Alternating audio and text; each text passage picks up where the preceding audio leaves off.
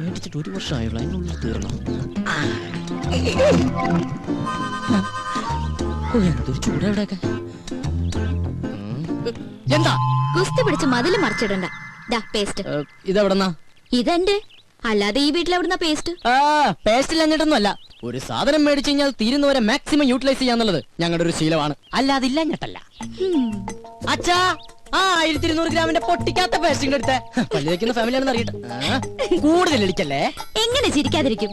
1200 ഗ്രാമിന്റെ paste ഇല്ലാന്ന് ഏത് പൊട്ടിക്കും അറിയാം. ഓഹോ, അപ്പൊ മനസ്സിലായല്ലേ. കൂടുതൽ ഡയലോഗ് അടിക്കാതെ പല്ലിയേക്ക്. അതെ, ഒന്ന് നിന്നേ മോളെ.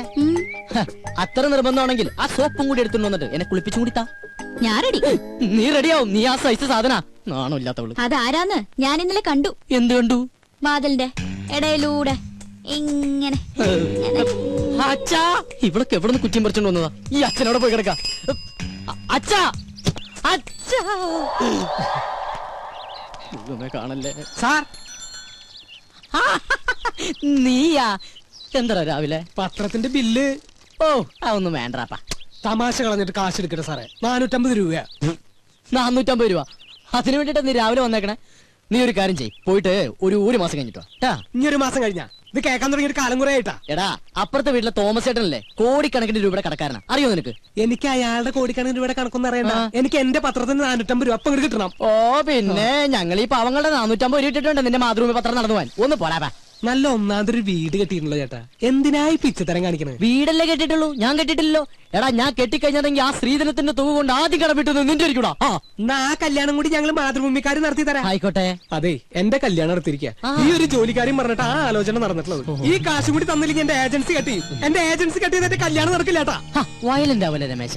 നീ ഒരു കാര്യം ചെയ്യ്, നീ അതവരെ പറഞ്ഞ് മനസ്സിലാക്കാം. ആരെ? പെൺവീട്ടുകാരെ? അല്ലട, പത്രക്കാരെ. ഇപ്പൊ ഞാൻ നിന്നോട് ഒരു ഒഴിവ് പറയുന്നില്ല, അതുപോലെ നീ അവരോട് ഒഴിവ് പറയും. അവര് മറ്റുള്ളവരോട് ഒഴിവ് പറയും. അങ്ങനെ ഒഴിവ് കഴിവൊക്കെ പറഞ്ഞാലാണ് നമ്മൾ ഇന്ത്യക്കാർ ജീവിച്ചു പോണത്. അതെ, അങ്ങനെ മറ്റുള്ളവർ പറയുന്ന ഒഴിവില് നമ്മൾ ഇങ്ങനെ ഒഴിഞ്ഞു മാറുന്നത്. അതെ, ഇന്ന് വൈകുന്നേരത്തോടെ കാശ് എന്തെങ്കിലും എന്റെ സ്വഭാവം മാറൂട്ടാ. നീ ഒരു ചുക്കും ചെയ്യില്ല. നാളെ മുതൽ പത്രം വായിക്കണമെന്ന് കാണാ. നിന്നെ. അതെ, പത്രം നിന്റെ മാത്രമല്ല, കേരളത്തിൽ 5-6 പത്രങ്ങൾ വേറെ ഉണ്ട്. എടാ, ഓരോരുത്തരോടും ഒരു 3 മാസം വെച്ച് കടം പറഞ്ഞിട്ടുണ്ടെങ്കിൽ ഈസി ആയിട്ട് 2 വർഷം പോകും. അറിയോടാ, പോടാ പെരട്ടത്തിണ്ടി. അയ്യയ്യേ, എന്ത് ജന്തുക്കളത്! അച്ഛനും മുന്നും കൂടി ഇറങ്ങിയിരിക്കാൻ നാട്ടുകാരെ പറ്റിക്കാൻ. അച്ഛാ, അച്ഛാ, നേരായല്ലോ അച്ഛ അച്ഛാന്നും പറഞ്ഞ് കൊരവള്ളി പൊട്ടിക്കാൻ തുടങ്ങിയിട്ട്. എന്താ? അത് ശരി, ബാത്റൂമിൽ കയറി ഒളിച്ചിരിക്കായിരുന്നല്ലേ? ഒളിച്ചിരിക്കാൻ പോയതല്ല, മനുഷ്യന്റെ പ്രാഥമിക ക്ലേശങ്ങൾ ഒഴിവാക്കാൻ വേണ്ടി പോയതാ. ഓ, എനിക്കറിയാം. പേപ്പർ കേട്ട ഒളിച്ചിരുന്നല്ലേ? ഞാൻ ഒരു പ്രാവശ്യം പറഞ്ഞു ഒളിച്ചിരിക്കാൻ പോയതല്ലെന്ന്. എനിക്കറിയോ. അതെ, ഇനി അവൾ ഇവിടെ ഒരു നിമിഷം പോലും നിൽക്കാൻ പറ്റില്ല. എന്ത് പറ്റി? അവള് ശരിയല്ല. ഏയ്, അങ്ങനെ വരാൻ വഴിയില്ലല്ലോ. ആര് പറഞ്ഞു വഴിയില്ലെന്ന്? ഇന്ന് കൊച്ചുവിളിപ്പം കാലത്ത് എന്റെ അടുത്ത് ശൃംഗരിച്ചോണ്ട് വന്നിരിക്കാ. ഞാനൊരാണല്ലേ, എനിക്ക് നീ സംഭവിച്ചാ? നിനക്കെന്ത് സംഭവിക്കാൻ? 2 ആണുങ്ങൾ മാത്രം താമസിക്കുന്ന സ്ഥലത്ത് ഒരു പെണ്ണ് വേണ്ട. എന്താ ഗോപ നീ പറയണ? ഞാൻ ആ കുട്ടിയുടെ അഡ്വാൻസ് മേടിച്ചതല്ലേ. അഡ്വാൻസാ? എത്ര രൂപ? 2000. ഓഹോ, അപ്പൊ അതുകൊണ്ടാണ് മേടിച്ച് മിഴുങ്ങിയതല്ലേ? ഏയ്, അതെനിക്ക് അവള് ഫ്രീ തന്നതാ. ഒരു കാര്യം ചെയ്യ്, എഗ്രിമെന്റ് വെച്ചിട്ടല്ലോ ആ പൈസ അങ്ങോട്ട് തിരിച്ചു കൊടുത്തേക്ക്. അത് ഞാൻ പാൽക്കാരനും പലചരക്ക് കച്ചവടക്കാരനും കൊടുത്തു. ഓ, ഇതൊരു പുലിവാലായല്ലോ. എന്ത് ചോദിച്ചാലും കളനെ പോലെ തല കൂപ്പിട്ട് നിൽക്കും. ഇങ്ങോട്ട് നോക്കി, ഇങ്ങോട്ട് നോക്കാൻ. ഞാനൊരു 2000 രൂപ എങ്ങനെയെങ്കിലും സംഘടിപ്പിച്ചു തരാം. അതിനെ പറഞ്ഞു വിട്. അങ്കിൾ, ഈ പെൺകുട്ടികളെ താമസിക്കുന്ന വേണ്ട വേണ്ട വേണ്ട, കൂടുതൽ കൊഞ്ചിക്കൊഴയിലൊന്നും വേണ്ട. അച്ഛ പറഞ്ഞു വിട്ടെ. ഞാനൊന്ന് പറയട്ടെ ഗോപേട്ട. ഗോപേട്ടാന്നാ? അച്ഛ ഗോപേട്ടാന്ന്. പിന്നെ നിന്നെ എന്താ വിളിക്കാ? വേലായുധനാ? എന്താ നിന്റെ പേര്? ഗോപൻ. പറ മോളെ. പെൺകുട്ടികൾ താമസിക്കുന്ന റൂമില് ഒരാൾ വന്ന് ഒളിഞ്ഞു നോക്കിന്ന് വിചാരിക്കുക. ഇവിടെ ആരോ ഒളിഞ്ഞു നോക്കിയേ? അയാളെ കുറിച്ച് അങ്കിളുടെ അഭിപ്രായം എന്താ? ആണാണോ പെണ്ണാണോ? ആണാണെന്ന് തോന്നുന്നു. എങ്കിൽ അവൻ ആണും പെണ്ണും കെട്ടവനും സംസ്കാരമില്ലാത്തവനും ആവാസനും തന്തയില്ലാത്തവനുമാണ്. അച്ഛാ, സത്യം പറയാലോ അങ്കിൾ, അങ്ങനെ ഒരു അനുഭവം ഹോട്ടലിൽ വെച്ചുണ്ടായതുകൊണ്ടാ ഞാൻ ഇങ്ങനെ ഒരു സ്ഥലം തേടി വന്നത്. ഇവിടെ ഞാൻ സേഫാ. എനിക്ക് സമാധാനായി. അങ്കിളിന്റെ മുഖം കണ്ടാൽ അറിയാം അങ്കിൾ ഒരു ഇന്നസെന്റ് ആണെന്ന്. ഇങ്ങനെ ഒരു അച്ഛനെ കിട്ടിയത് ഗോപന്റെ ഭാഗ്യാ. ഇത് ഞാൻ പലപ്പോഴും നിന്നോട് പറയണമെന്ന് വിചാരിച്ചതാ. പക്ഷേ അന്നൊക്കെ ഞാനത് കൺട്രോൾ ചെയ്തു. അയ്യോ, ഇന്ന് ശീതളിൽ നിന്നും ഈ വാക്കുകൾ അടർന്നു വീണപ്പോ എന്റെ ക്ലേശമൊക്കെ മാറി. മോള് സമാധാനായിട്ട് അകത്തേക്ക് പോയിക്കോ. ഒടുക്കത്തൊരു ക്ലേശ. അച്ഛാ, അച്ഛാ, അച്ഛാ, ബഹുത്ത് അച്ഛാ. നിങ്ങളുടെ അമ്മയുടെ അച്ഛൻ. എടി മൂദേവി. ഓ ദൈവം, എന്റെ മാനം കപ്പലേറി. അതുകൊണ്ട് ഭൂമി കുലുക്കം ഉണ്ടായെന്ന് പറഞ്ഞാലും ഞാൻ എന്റെ സരോജത്തെ വിട്ട് എങ്ങും പോവില്ല. എനിക്ക് വിശ്വാസമില്ല. എന്നോട് ഇത്തിരിയെങ്കിലും ഇഷ്ടം ഉണ്ടായിരുന്നെങ്കിൽ ഒരു കത്തെങ്കിലും അയക്കില്ലായിരുന്നു. നീ എന്ത് മണ്ടത്തൊരു പറയണ? കത്തൊക്കെ എന്നാടി ഉണ്ടായത്? ഈ കത്ത് കണ്ടുപിടിക്കുന്നതിന് മുമ്പും മനുഷ്യർ പ്രേമിച്ചിരുന്നില്ലേ? You got me? ആഹാ ഇംഗ്ലീഷ് ഒക്കെ പഠിച്ചോ? Yes I will do. എനിക്കത് പഠിക്കേണ്ടി വന്നു. ആ 2 ice cream given. Gives give. Okay. ഒരു ഇന്റർവ്യൂവിന് ശേഷം നമ്മുടെ പ്രണയം വീണ്ടും തുടങ്ങിയല്ലേ? നിന്റെ ഈ പിണക്കൊക്കെ ഒരു ഐസ്ക്രീം പോലെ ആയാലും ഞാൻ ഇല്ലാതാവട്ടെ. എന്തോ 10 റുപ്യ. എന്ന് വെച്ചാൽ 10 അർത്ഥം. എന്റെ അമ്മേ. അങ്ങനെ അർത്ഥം ഒരു ഐസ്ക്രീം. ഗോപൻ ഗോപൻ സമാധാനമായിട്ടൊന്ന് പ്രേമിക്കാനും സമ്മതിക്കില്ല. നമ്മളെ കണ്ടോ?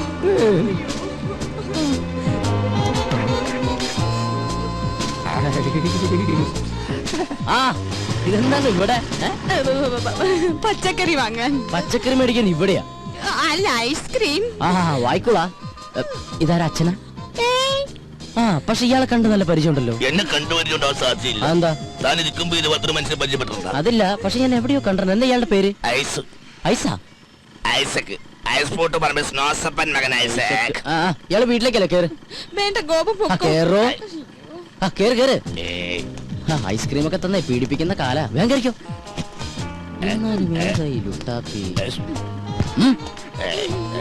ഇതെന്താ സാറേ? എനിക്കൊന്നും മനസ്സിലാവുന്നില്ല. ഇങ്ങ് വാ. വണ്ടിയും കൊണ്ട് വന്നവൻ പെണ്ണും കൊണ്ട് പോയി. തൽക്കാലം അത്ര മനസ്സിലാക്കുക. ഇവിടെ അടുത്ത് അമ്പലക്കുളം ഉണ്ടാ? എന്തിനാ? ഒന്ന് സർവീസ് ചെയ്യാനാ. ഞാൻ വിളമ്പിത്തരാം അങ്കിൾ. ഓ മൈ ഗോഡ്, ഇന്നും കഞ്ഞിയാ? എന്നാ ഇവിടെ കഞ്ഞിയല്ലാത്ത? ഇവിടെ എന്നും കഞ്ഞിയല്ലേ? What A nonsense. എന്തെങ്കിലും ചിക്കനും മട്ടനും വെച്ചൂടാ? ചിക്കനും മട്ടനും ഇവിടെ ഫ്രിഡ്ജിൽ തൂങ്ങി ആ അത് മതി, അതെടുത്ത് വെച്ചാ മതിയായിരുന്നല്ലോ. മേടിച്ചു വെക്കണമെന്ന് ആഗ്രഹമുണ്ട്. അതിന് കയ്യിൽ കാശ്. അതെന്റെ അടുത്ത് പറഞ്ഞാ പോരെ, ഞാൻ മേടിച്ചു തരില്ലേ. നാട്ടിക്കല്ലേ. വാങ്ങിയാ മാത്രം പോരല്ലോ, അത് ഉണ്ടാക്കി തരാൻ ആരെങ്കിലും വേണ്ടേ? ഇവിടെ പെയിൻ കോസ്റ്റ് എന്നൊക്കെ പറഞ്ഞ് ഓരോന്നുണ്ടല്ലോ. അവരെന്താ അടുക്കള കയറി കൈ തഞ്ഞു പോവോ? എനിക്കിത് കഞ്ഞി വേണ്ട. എനിക്ക് എന്തായാലും കഞ്ഞി ഇഷ്ടാ അങ്കിൾ, നമുക്ക് കഴിക്കാം. അതങ്ങനെയാ, കഞ്ഞികൾക്ക് കഞ്ഞിയല്ലേ ചേരൂ. കുടിക്ക് കുടിക്ക്. സൊമാലിയെന്ന് കെട്ടിയെടുത്തതാ. അച്ഛാ എനിക്കിത് കഞ്ഞി വേണ്ടാന്ന്. വേണ്ടെങ്കി വേണ്ട, പോയി കിടന്നുറങ്ങണ. അച്ഛാ ഞാൻ പട്ടിണി കിടന്നുറങ്ങും. ഒരു ദിവസം പട്ടിണി കിടന്നുകൊണ്ട് ചാവൊന്നുമില്ല. എന്നെ നിർബന്ധിക്കേണ്ട. എനിക്ക് വേണ്ട വേണ്ട വേണ്ട. ആ വേണ്ട മോളെ, നമുക്ക് രണ്ടാൾക്കും കൂടി ഇത് പകുതി പകുതി ഉണ്ടാക്കണ്ട. എന്റെ കഞ്ഞി ഇങ്ങനെ ഇങ്ങനെ വിട്ടാ ശരിയാവില്ലോ.